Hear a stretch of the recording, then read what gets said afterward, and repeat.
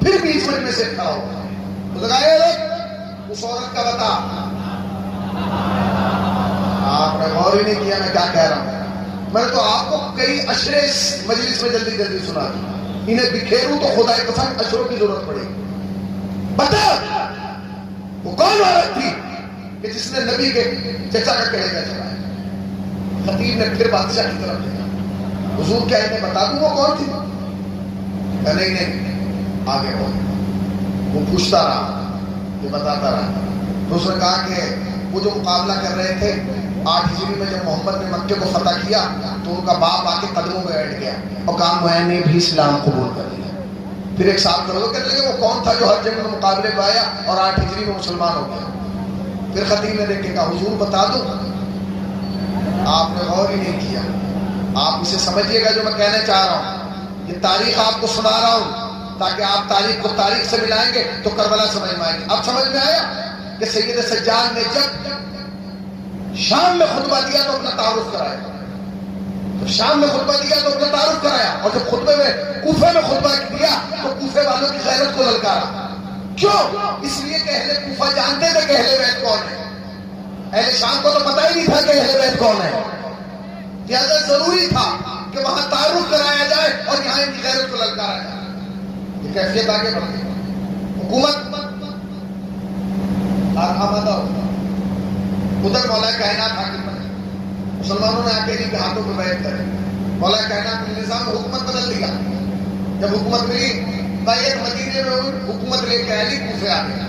جب کوفے آ گئے تو ایک عیسائی نے جملہ لکھا. وہ کہتا ہے علی نے حکومت کوفے میں جب قائم کی اسی دن یہ طے ہو گیا تھا کہ وہ اور ہے اور علی اور ہے. کیوں کہ انہیں جہاں حکومت کی ملی انہوں نے وہی کی. مگر علی کوفے میں حکومت لے کے آئے کیونکہ علی جانتے تھے کہ مدینہ شہر ہے, مکہ شہر ہے, کوفہ شہر نہیں ہے. کوفہ منڈی ہے, چھاونی ہے. منڈی اور چھاونی میں لوکل کا بندہ نہیں رہتا. باہر کا بندہ اپنا مال لے کے آتا ہے, بیچ کے جاتا ہے, دوسرے کا مال لے کے چلا جاتا ہے. علی جانتے تھے کہ اگر میں نے مدینے میں حکومت کی تو باتیں مدینے تک رہ جائیں گی, واقعات مدینے تک رہ جائیں گے, اقوال زرعی مدینے تک رہ جائیں گے, سلسلے مدینے تک رہ جائیں گے. میں حکومت کو لے کے کوفے جاؤں تاکہ جب باہر کا تاجر مال خریدنے آئے تو جسم کی غذا بھی لے کے جائے, روح کی غذا بھی لے کے جائے. صلوات پڑھے وہ محمد علیہ.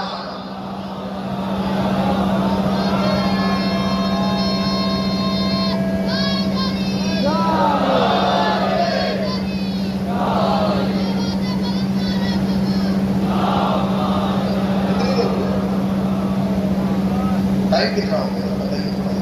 کتنی دیر ہو گئی؟ 10:30.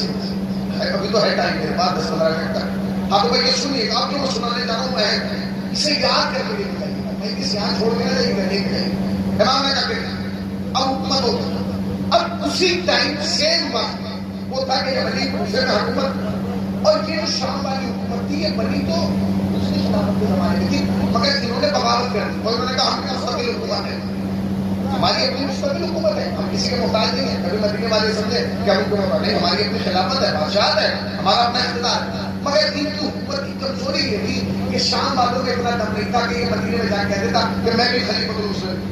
اس لیے کہ یہ کہے گا میں بھی خلیفۃ المسلمین ہوں تو لوگ گلا پکڑ کے کہیں گے کہ ہم نے بیعت تو علی کی ہے, تو کہاں سے آ گیا. یہ بڑی مشکل تھی.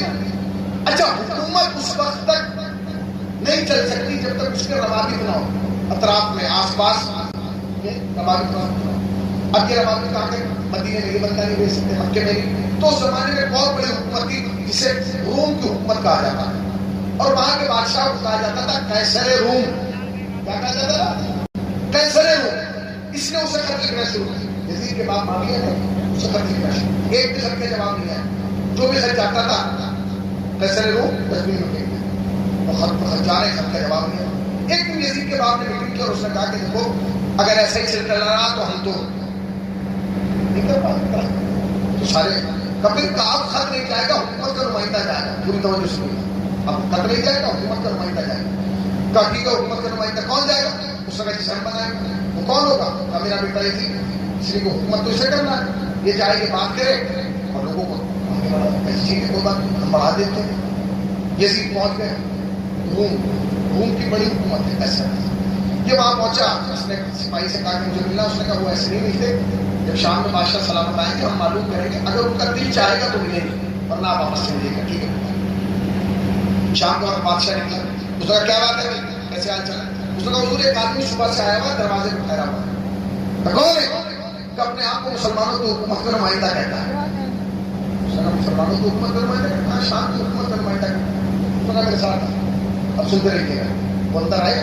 بادشاہ نے ایک بلیک پیپر وائٹ پیپر اٹھایا اور سپاہی کو دیا اور دے کے کہا اس کو لے کے جا، وہ جو شام کی حکومت کا نمائندہ ہے نا اسے لے جا کے دے اور اس سے کہہ کہ اس پہ یہ لکھے کہ جس حکومت کا نمائندہ ہے اس سے بنے ہوئے کتنے دن ہو گئے. اس کا پہلا بادشاہ کون تھا، اس کا موجودہ بادشاہ کون ہے، اور جو بادشاہ ہے اس کی ننیحال کیسی ہے، ننیحال کیسی ہے، حسب کیسا ہے، نسب کیسا ہے، تمہارے یہاں کیا پیدا ہوتا ہے، تم کیا بیچتے ہو، کیا خریدتے ہو. تم نے غور ہی نہیں کیا. جنہوں نے کل پیپر نہیں دیے تھے آج ان سے پیپر لیے جا رہے ہیں. جاؤ ہو گیا. اس نے کہا بھائی یہ پیپر نہیں، اس لیے لکھنا شروع کیا. مطلب چالاکی کہ جہاں اپنے باپ کا نام لکھا وہاں اس نے بریکٹ میں لکھ دیا خلیفۃ المسلمین، مسلمانوں کا خلیفہ. کیونکہ یزید نے چالاکی، عقل مندی نہیں، رسول لکھے گا چالاکی. اسی لیے کہتے ہیں کہ دشمن چالاک ہو سکتا ہے عقل مند نہیں ہو سکتا. عقل ہوتی وہاں ہے جہاں علی ہو. آپ نے غور ہی نہیں کیا. عقل ہوتی ہی وہاں ہے جہاں علی ہو. یقین نہیں آتا کربلا میں آ کے دیکھ لو 9 لاکھ چالاک تھے وہی کھڑے رہ گئے، ایک عقل مند تھا نکل کے ادھر آ گیا. صلوات پڑھے محمد والے محمد پر. سنتے رہیے گا.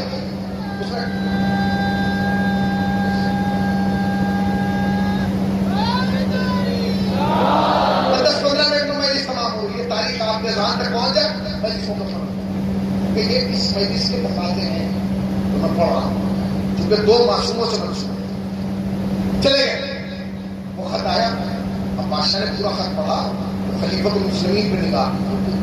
اس نے کہا میرے مسلم کو بلاؤ. مسلم کو رات کا وقت تھا. اس نے اٹھو بادشاہ بلا وہ آ کے وقت آئے. بادشاہ سلامت خیر تو جب حضب ہو گیا کہتا ہے کہ مسلمانوں کا نمائندہ بیٹھا ہوا تھا.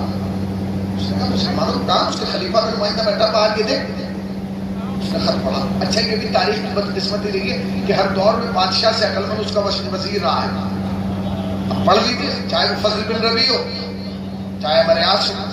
اس نے پورا خط پڑھا. اس نے کہا بادشاہ سلامت ایک بات کو کہا.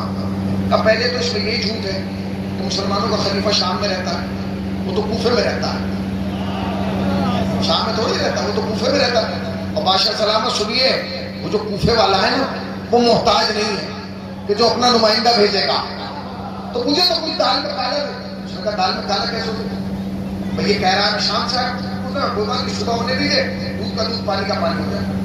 صبح ہوئی. اس نے 2 سپاہیوں کو بھیجا بازار چلے جاؤ.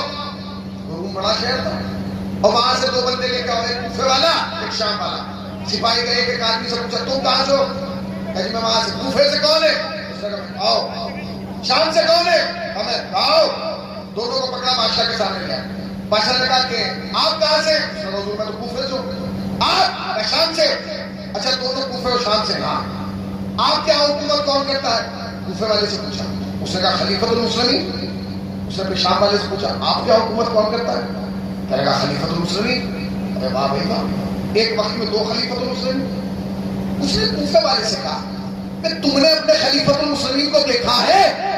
اس نے کہا حضور کیسی بات کر رہے ہیں، روز شام کو نماز ان کے پیچھے پڑھتا ہوں. اس نے شام والے سے پوچھا کیا تو نے اپنے خلیفۃ المسلمین کو دیکھا؟ اس نے کہا حضور روز شام میں. اب جو سمجھ گئے نا، جو نہیں سمجھے پڑوسی سے پوچھے کہنا کیا چاہتا ہے انہی کے ساتھ رہتا. اس نے کہا کمال ہو گیا یار، ایک وقت میں 2 خلیفۃ المسلمین اور 2 بلائے. مصور بلاؤ. مصور کو بلایا گیا. مصور سمجھ گئے اسے بلایا گیا.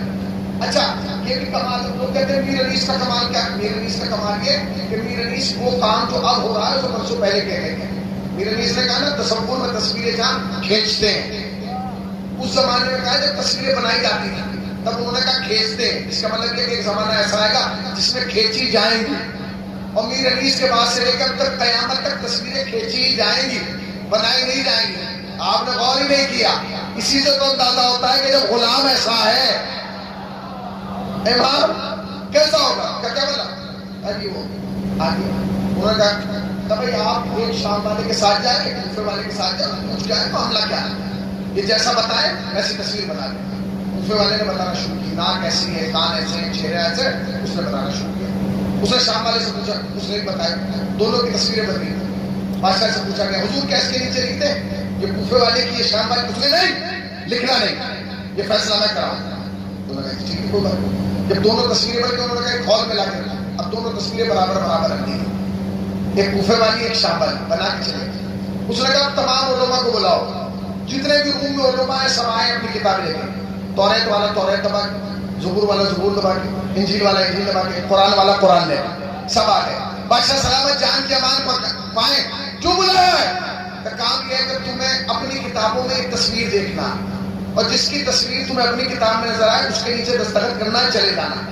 سب نے کتابیں کھولی، توریت والے نے توریت، زبور والے نے زبور، انجیل والے نے انجیل۔ ایک میں آنکھیں نظر آئی، دوسرے میں نقصان نظر آئے، تیسرے میں کان نظر آئے، چوتھے میں چہرہ نظر آیا۔ سب نے دستخط کیے، چلے گئے۔ اب جو بادشاہ کمرے میں آیا تو تعجب تھا، ایک تصویر پہ دستخط ہی دستخط تھے، ایک پہ انگوٹھا بھی نہیں تھا۔ اس نے پلٹ کے کہا انہیں بلاؤ، سارے علماء پھر آئے۔ کیا ہوا؟ کہ سارے دستخط ایک ہی پہ کر دیے، اس میں تو نے شرط یہ رکھی تھی کہ جس کا کتاب میں ہو اس پہ لکھنا۔ ہم کیا کریں؟ ہم نے اس پہ کیے جو آیت والا چہرہ ہے۔ آپ نے غور ہی نہیں کیا، علماء نے بتا دیا آیت والا